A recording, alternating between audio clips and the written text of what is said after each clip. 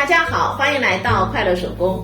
我手上有这样子的一块面料哈，这面料很好看，它是一块全棉的牛仔面料，而且上面有漂亮的印花。这个面料单独做一个包，或者拿它做拼色，和已有的纯色牛仔面料也是非常搭的，而且拼好之后会很洋气。下面呢，我就要用这块面料做一个小包，一面呢是口巾的，一面呢是拉链的。接下来我们就动手开始吧。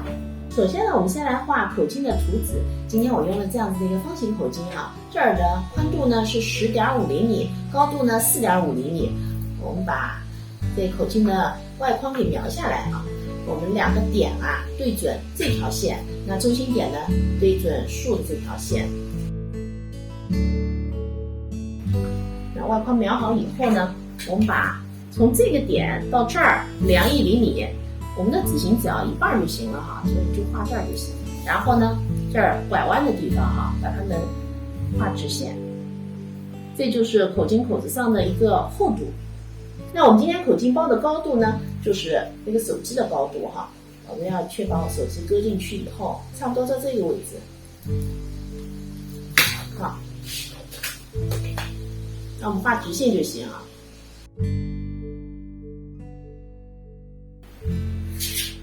那我们把这个一半的纸型呢，给它剪下来。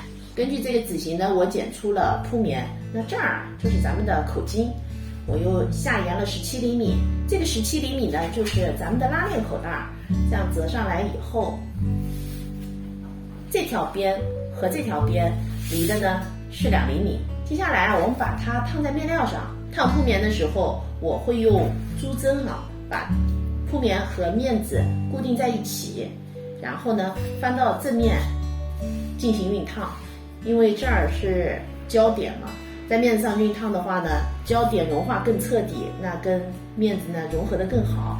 今天这个珠针呢是耐高温的，所以我们在熨烫的时候呢，也不用把它拿下来，这个头上是耐高温的。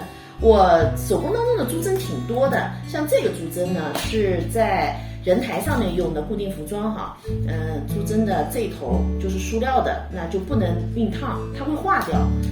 这款珠针呢是进口的，挺好用，但是就是价格上面的不怎么实惠哈，那么点东西10来块钱，丢掉呢也挺心疼。这款珠针呢就实惠多了，50根呢才3块钱，丢掉了呢也不心疼，而且是珠针上颜色也很多，我们可以配合各种各样的颜色进行使用。现在我把材料都准备好了，棉烫好以后呢，我们需要放1厘米的缝缝面子是2份，里子呢也是2份，然后我们还需要一根12厘米长的拉链。